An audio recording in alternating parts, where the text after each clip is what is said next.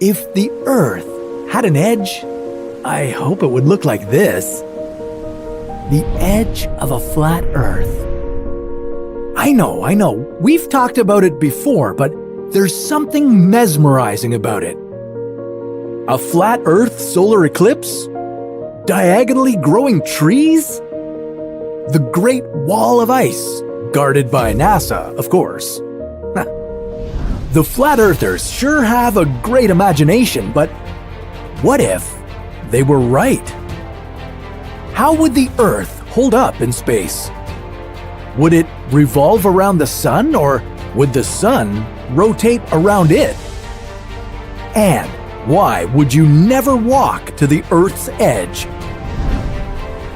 This is What If, and here's what would happen if the Earth was flat.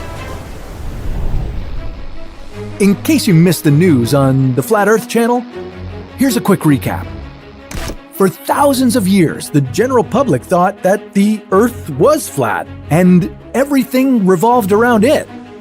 Then, Nicolaus Copernicus came around with his spanking new theory. The theory said that the Earth wasn't flat and definitely not the center of anything. His observations led him to believe that our planet is orbiting the sun. But here we are, 500 years later, and some people around the globe are convinced that the Earth is flat. Well, how would this even work? Do you know why the planets form in a spherical shape? One word: gravity. Gravity is what's pulling matter together equally from every side. And as a result, matter forms into a sphere. Of course, this wouldn't be the case for a flat Earth. Anti-round earthers think that there's no such thing as gravity. We only feel like there is because some mysterious force is accelerating the pancake-shaped Earth upwards. I don't need to tell you that you can't increase the speed forever. At some point, you'd be going too fast. Ugh, does anybody feel like a burnt pancake? No? If you want some real science, then yes, there would be gravity on a flat Earth. And it would be weird. The center of gravity on a flat Earth would be right here in the middle. Everything on Earth and around would be pulled to this point. And the further you got away from the center, the stronger this pull would be. At some point, it would begin to pull you downward, so you would have to start climbing. This would be the reason why you couldn't walk to the edge of a flat Earth. Gravity would be so strong around there that it would be impossible for you to make it. You might never see the gorgeous 45-meter tall wall of ice called Antarctica, guardrailing the Earth's edge. And you'd never learn what's on the flip side. But at least you wouldn't fall off of it. There would be other side effects of this funny gravity. Objects closer to the edge of the Earth would fall sideways instead of down. Gravity would also make trees grow diagonally on most of the pancake-like Earth, because they'd be reaching against the pull of gravity. All the rain, snow, and hail would fall toward the Arctic at the center of the Earth. The precipitation would converge and start to build up. The oceans would get sucked to the center of the disk too, and form one big ocean in the middle. A big concern would be the air pressure on a flat Earth. Gravity would draw too much air toward the Earth's center, leaving the areas around the edge with no air pressure at all. That would be bad because people living in a flat Earth Australia wouldn't have enough oxygen to breathe. And if you lived closer to the middle, where the Arctic would be, you'd be crushed by the weight of the atmosphere. But not for long. A flat Earth wouldn't have a geomagnetic field around it. This field is generated by the movements of the Earth's core, and, well, a flat Earth just wouldn't have one. Nothing would be holding our atmosphere in place, and eventually, it would spill into space. we'd be exposed to solar radiation that would cause cancer and damage our DNA. And we'd have no breathable air anywhere on the planet. So, I hope you're able to find a life support system lying around. Now, let's get to those questions we've all been waiting for. What would orbit what in this arrangement? Would there be a day and night cycle? Or time zones?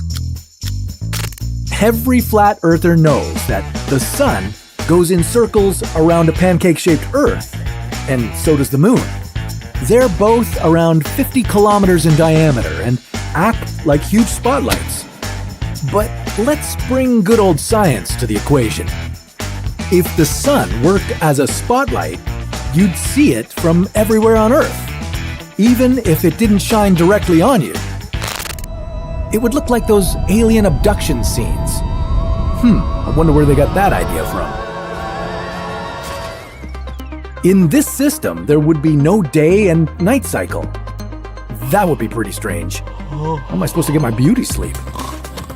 Okay, I know how to fix this. Yeah, that's better.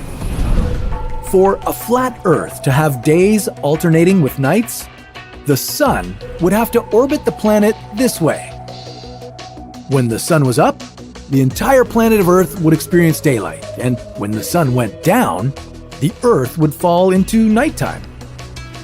There would be no time zones and no seasons either, but you could still mess up your schedule by staying up late and watching what-if videos. You'd be lucky if the sun was so much smaller than the Earth. Sort of. Think of this. If the sun retained its gigantic form as it was orbiting a flat Earth, it would burn down the entire planet. That's because of how close it would get to us. On the other hand, if the sun were much smaller than it really is, we'd freeze to death. That's because the flat Earth would have nearly 2.5 times the surface area of our round Earth. We'd be getting only 1/3 of a regular-sized sun's energy. That's not enough for life on a flat Earth to exist. And we haven't even talked about this yet. The lunar eclipse. Flat Earth disciples believe in some kind of anti-moon that's responsible for these. On our round Earth, lunar eclipses happen when the Earth lines up between the sun and the moon. If that was the case for a flat Earth, this is how those eclipses might look. And even that would require some very special alignment.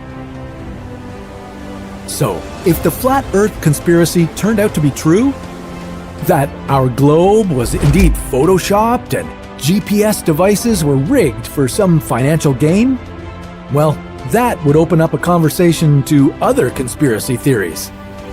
Unfortunately, many people, including the flat earthers, are living in a state of cognitive dissonance. That's when their thoughts and beliefs aren't quite consistent and don't always represent reality. I mean, we are constantly exposed to pseudo-evidence that can support any theory at all, even if it falls flat with a bit of logical thinking.